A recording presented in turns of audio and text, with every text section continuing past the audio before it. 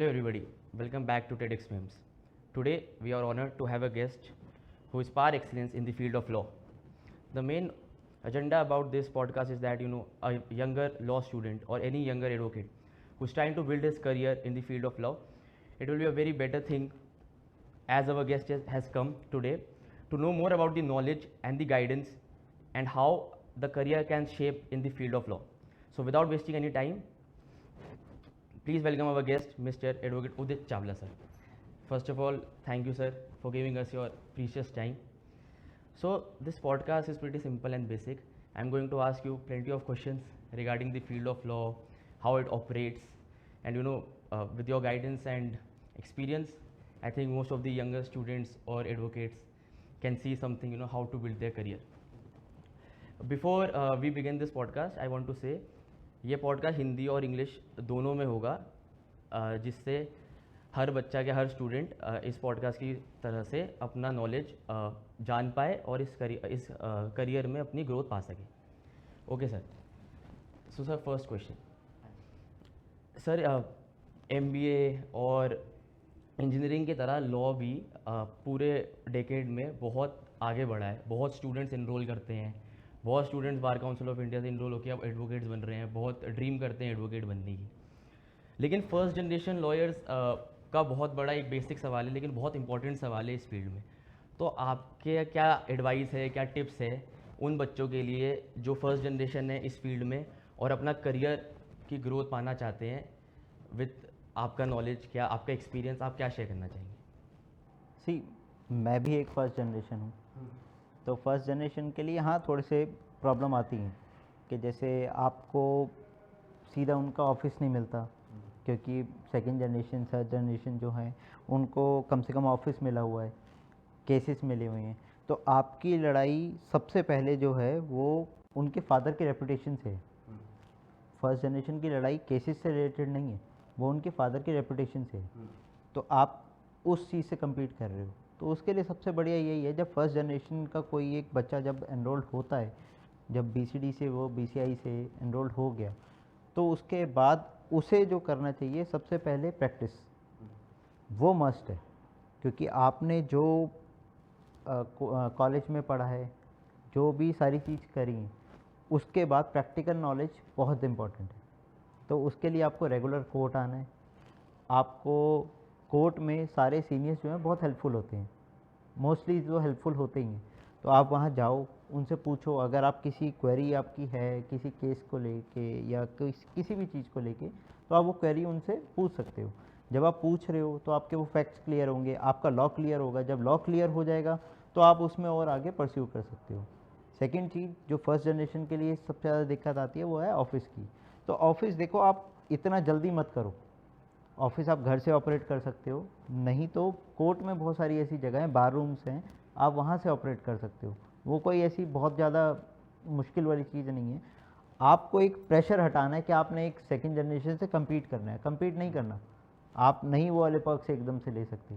तो ठीक है, चीज़ें बहुत सारी नई नई शुरू होती हैं, आपने वही शुरू करके आगे बढ़ना है. सर, इसी से मेरा सेकंड सवाल था कि प्रैक्टिकल और थ्योरेटिकल नॉलेज कितनी इंपॉर्टेंट है इस फील्ड में, क्योंकि मैं भी लॉ कर रहा हूँ, हमारे भी सीनियर्स हमें यही बताते हैं कि जितनी नॉलेज ज़रूरी है थ्योरेटिकल, उतनी ही प्रैक्टिकल नॉलेज बहुत ज़रूरी है. तो इसको बैलेंस कैसे कर सकते हैं एज अ स्टूडेंट जो अभी लॉ स्कूल में है, क्या अपनी नॉलेज गेन कर रहा है, उसके लिए प्रैक्टिकल और थ्योरेटिकल नॉलेज को बैलेंस करना कितना ज़रूरी है?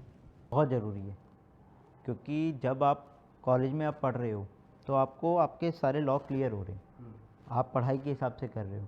बट अगर मैं आपको ये बोलूँ अभी जाते ही कि आपके पास सपोज़ करो एक कोई क्लाइंट आता है एक एडवाइस लेने, वो आपसे बोलता है कि मेरा ये 138 का मैटर है, मेरा एक चेक बाउंसिंग का एक केस मेरे ऊपर आया है. आप उसे कैसे बताओगे? आपको ना फाइलिंग आती है, ना कोई और चीज़ करनी आती है. तो उसके लिए आपको सबसे पहले कोर्ट में एक प्रैक्टिस ज़रूरी है, जो मैं पहले भी बता रहा हूँ. क्योंकि आप अगर प्रैक्टिस नहीं करोगे तो उससे आपको सबसे पहले जो बेसिक चीज़ है ना कोर्ट की, जब आप कोर्ट में केस फाइल कैसे करोगे, आपने कोर्ट में जाना है, जैसा आपके आगे अपनी बात कहनी है, तो बात कैसे कहोगे? बात कहने के लिए जो एक प्रोसीजर है, वो प्रोसीजर सीखना बहुत ज़रूरी है. वो प्रोसीजर आता है, आप अपने जब सीनियर्स के पास जाते हो उनसे डांट भी खानी पड़ती है, सब चीज़ें होती हैं, तो उसमें आपको वो प्रोसीजर सीखना चाहिए। सबसे हमारे यहाँ जो होते हैं ना क्लर्क्स का काम अगर आपको आ गया तो उससे बेटर नॉलेज नहीं है। मैं आज भी इतने सारे क्लर्क्स को जानता हूँ जो मोस्टली एडवोकेट से ज़्यादा जानते होंगे। वो होता है क्योंकि उन्हें प्रैक्टिस इतनी हो गई है, बट वो सिर्फ जो प्रोसीजर होता है ना उसी की नॉलेज है। बहस करना फिर वही काम एडवोकेट्स का आता है।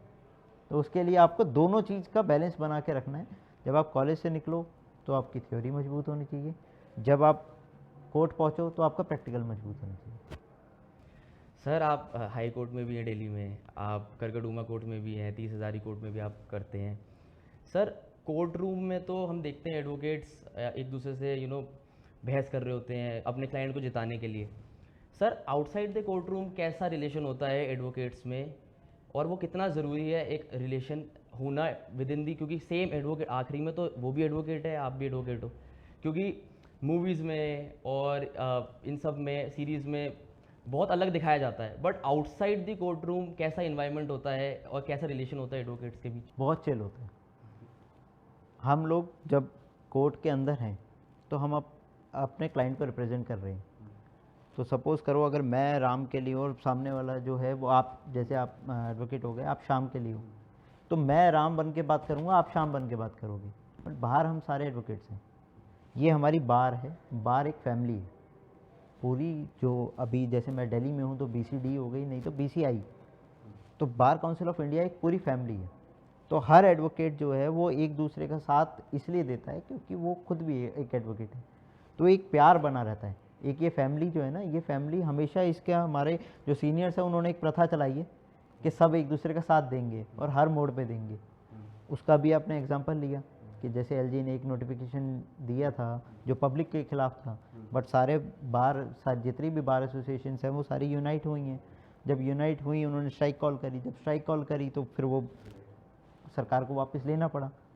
तो आपकी बार में बहुत शक्ति है। वो कैसे आती है? क्योंकि आपकी यूनिटी है। हमारा जो प्रोफेशन है वो सबसे ज़्यादा यूनिटी वाला प्रोफेशन है। हमारे प्रोफेशन से ज़्यादा यूनिटी कहीं नहीं है, और वो यूनिटी बनी भी रहनी चाहिए। अगर एक वकील का साथ देगा तो उसके लिए भी फ़ायदा है।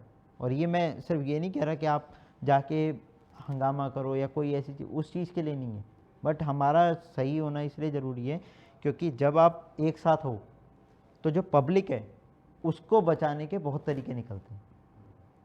कोई पुलिस वाला अगर वहाँ परेशान कर रहा है तो उसके लिए जवाब कौन निकालता है? वकील निकालता है। तो वकील अगर कोई अकेला जाएगा और पुलिस वाला अगर वहाँ पे परेशान करेगा तो उसके साथ पूरी बार एक फैमिली जाएगी, बच जाता है। तो ये चीज़ बहुत ज़रूरी है, यूनाइट होना बहुत ज़रूरी है। सर आपने भी बताया एक केस के बारे में जो अभी हमने रिसेंटली, सर एक केस और था डॉग्स के रिलेटेड।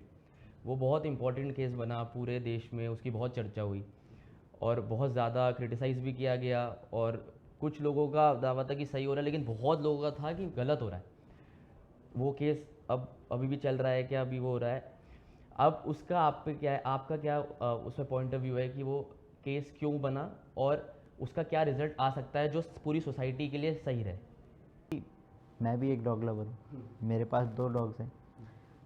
उसमें जब केस आया कोर्ट के आगे, मैं आपको प्रैक्टिकल पहले चीज़ बताऊंगा। जो आपके केस आया, वो केस आया था क्योंकि बहुत सारे डॉग्स जो हैं जो रोड साइड होते हैं, हम लोग उन्हें खाना डालते हैं बीच रोड पे, तो उनकी डेथ भी हो जाती है या फिर उन्हें जैसे यहाँ से वो वहाँ शिफ्ट हो गए। तो डॉग्स का एक पर्टिकुलर एरिया होता है, उस एरिया में वो कंफर्टेबल है। एरिया चेंज हुआ, वो एग्रेसिव हो जाते हैं। तो वो एग्रेसिव हो के उन्होंने, जो डॉग्स थे, उन्होंने बच्चों पे अटैक किए, स्टूडेंट्स पे अटैक करे, बहुत सारे चीज़ों पे वो हुआ। तो कई सारी डेथ के केसेस भी बहुत सारे सामने आए कोर्ट के आगे, और कोर्ट ने फिर ये परस्यू किया कि जब जो डॉग्स हैं वो रेबीज़ हो रखा है उन्हें, या कोई और सीवियर जो प्रॉब्लम है उससे वो जूझ रहे हैं, जब वो बाइट कर रहे हैं एक स्टूडेंट को या एक बच्चे को या एक किसी एडल्ट को भी, तो वो बीमारियां फैल रही हैं। तो इसलिए कोर्ट ने उस पर सो मोटो लगा के ये केस किया था कि सारे डॉग्स को आप यहाँ से उठाओ और उठा के शेल्टर रूम में डाल दो। जो फिर सुप्रीम कोर्ट में लार्जर बेंच ने उस चीज़ को हटा दिया। और उसमें मैं थैंक यू करना चाहूँगा as a dog lover. Senior advocate हैं जे साईं दीपक, प्रज्ञा परिजात हैं, लक्ष्य सेन है। ये लोग केस लाए कोर्ट के आगे कि हाँ इसमें डॉग्स का भी एक राइट है, एनिमल लवर्स का भी एक राइट है। तो कोर्ट ने, उस लार्जर बेंच ने उस चीज़ को किया, उस चीज़ को समझा। तो जब समझा तो उन्होंने यही चीज़ करी कि अब जो जितने बीमार डॉग्स हैं, जो रेबीज से या किसी और बीमारी से जूझ रहे हैं, उनको उठा के वो शेल्टर रूम में डालेंगे, उनका इलाज करेंगे, और अगर वो ठीक हो जाते हैं तो उन्हें वापस जहाँ से उठाया था वहीं वापस रख देंगे। और जो अटैकर्स डॉग हैं, जो ज़्यादा चीज़ें, तो उनके लिए शेल्टर रूम में जाके उनको थोड़ा रिहेबिलिटेट करवा के ताकि वो ठीक हो जाए। जो उसमें डॉग लवर्स का भी फ़ायदा हो गया और पब्लिक का भी फ़ायदा हो गया। बहुत अच्छा एक्सप्लेन करा उदित सर ने कि कैसे ये हुआ है। सर आखिरी 2 सवाल हैं आपसे, फिर हम रैप अप करेंगे। सर डिस्ट्रिक्ट कोर्ट में प्रैक्टिस करना, हाई कोर्ट में प्रैक्टिस करना और सुप्रीम कोर्ट में जो प्रैक्टिस कर रहा है, उसकी एडवोकेसी में क्या फ़र्क है और कितना फ़र्क है? क्योंकि जो डिस्ट्रिक्ट कोर्ट में प्रैक्टिस कर रहा है उसकी भी बहुत बड़ी बात है, बट वो सुप्रीम कोर्ट में जो प्रैक्टिस कर रहा है वो भी बहुत इंपॉर्टेंट रोल अपना प्ले करता है। तो सर कोई भी यंगर एडवोकेट जो अभी डिस्ट्रिक्ट कोर्ट में प्रैक्टिस कर रहा है, उसको हाई कोर्ट सुप्रीम कोर्ट में जाने के लिए और वहाँ पे कितना अंडरस्टैंडिंग वहाँ पे होता है, उसके बारे में थोड़ा बता दीजिए। सी, एडवोकेट हर जगह एडवोकेट है। हमारे यूथ में ना, जब हम कॉलेज से निकल रहे होते हैं तो दिमाग में एक चीज़ भर दी गई है सोसाइटी के थ्रू कि सुप्रीम कोर्ट ज़्यादा अच्छा है, हाई कोर्ट ज़्यादा अच्छा है, लोअर कोर्ट बेकार है। असली प्रैक्टिस जो क्रिमिनल की प्रैक्टिस है वो शुरू ही डिस्ट्रिक्ट कोर्ट से होती है, ट्रायल कोर्ट जिसे हम बोलते हैं। ट्रायल कोर्ट सबसे इम्पोर्टेंट पार्ट है। एक बच्चा जब कॉलेज से निकल रहा है तो उसको सबसे पहले एक जो चीज़ ज़रूरी है वो ट्रायल कोर्ट का एक्सपीरियंस ज़रूरी है। आपको अगर यही नहीं पता कि उसके ऊपर फर्स्ट एमएम ने क्या उस पर मतलब क्या एक्शन लिया है या क्या चीज़ हुई है, आप सेशन में बेल लगाओगे, कैसे लगाओगे? हाई कोर्ट में तो आप बाद में आते हो, उससे पहले तो एमएम और सेशन का खेल है।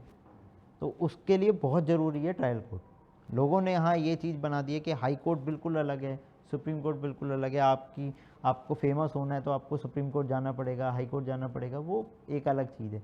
उसमें आपको सबसे बढ़िया मैं आपको जो चीज़ समझा सकता हूँ वो ये है, एज आपका मेंटोर, कि जब आप कॉलेज से पास आउट हुए तो आप सबसे पहले जाओ ट्रायल कोर्ट में। ट्रायल कोर्ट में आप एक एक्सपीरियंस गेन करो अपना, मिनिमम लेट से 1 ईयर।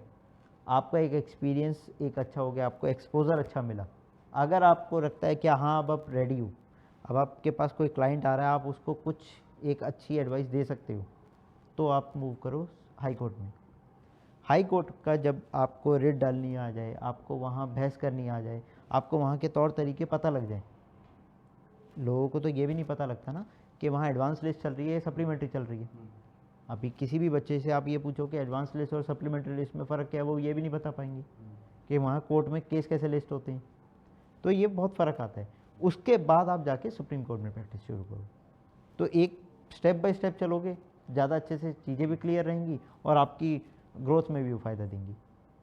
सर इस प्रोफेशन में 9 to 5 जॉब की तरह तो नहीं है ये, इसमें 24 आवर्स 7 ही एज एन एडवोकेट आपको अपने हर क्लाइंट के लिए करना पड़ेगा सब कुछ जो हो सकता है आपके उस पर। सर वर्क लाइफ बैलेंस करना, पर्सनल लाइफ बैलेंस करना एज एन एडवोकेट कितना टफ है और इस पे आपका क्या पॉइंट ऑफ व्यू है? टफ तो है, देखो उसमें सबसे ज़्यादा जो इम्पोर्टेंट होता है फैमिली का रोल होता है, क्योंकि एडवोकेट हमेशा 24/7 अवेलेबल रहता है अपने क्लाइंट्स के लिए। तो जब आप रात को भी अगर आपके पास फ़ोन आया कि मेरा थाने में ये सीन हुआ है, या कोई भी एक क्लाइंट आपको ये बोलता है कि आपको अभी थाने आना है, तो अब आप घर पे कैसे बताओगे कि हाँ अब आपने थाने जाना है? तो वो 1 घंटा 2 घंटा 3 घंटा वहाँ लग जाता है। वो होता है, वो बैलेंस करना बड़ा मुश्किल होता है। बट हाँ, टाइम टू टाइम आपको ये चीज़ समझ में आ जाती है कि कैसे वहाँ करना है, जो आपने फैमिली भी संभालनी है और वर्क लाइफ भी संभालनी है। जब आप वर्क लाइफ में जा रहे होते हो तो उसमें चीज़ें बहुत सारी समझ में आती हैं कि ये जो चीज़ है हमारे एक्सपीरियंस के लिए, एक्सपोज़र के लिए, नॉट सिर्फ मनी, वो तो अलग चीज़ है। आपको एक्सपीरियंस, एक्सपोज़र वो बहुत ज़रूरी है। तो उसके लिए फैमिली समझ जाती है धीरे धीरे, इवेंचुअली वो धीरे धीरे समझ ही जाते हैं। Thank you sir, thank you so much for giving us your valuable and precious time. I hope कि इस पॉडकास्ट से बेसिक नॉलेज, अंडरस्टैंडिंग और एक्चुअली लॉ ऑन ग्राउंड कैसे प्रोसीड करता है और इस फील्ड में आने के लिए कोई भी यंगर स्टूडेंट या कोई भी यंगर एडवोकेट कैसे आगे बढ़ सकता है. So thank you and signing off.